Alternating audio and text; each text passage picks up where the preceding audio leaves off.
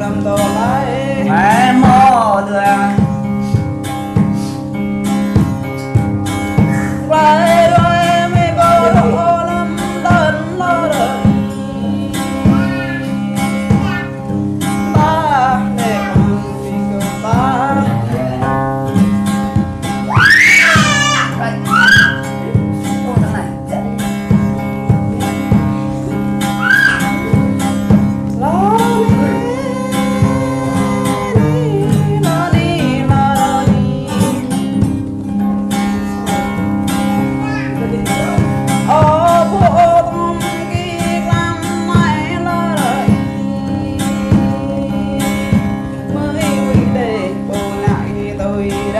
quay đây ở đường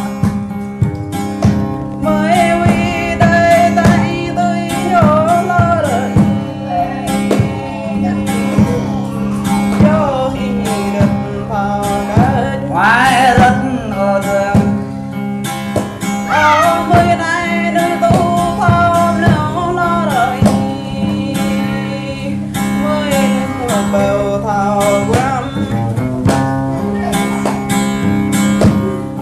mới này đang nhắm thơ từ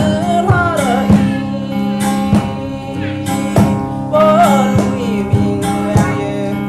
này quay mô đường mai núi giang nghĩa này lo đời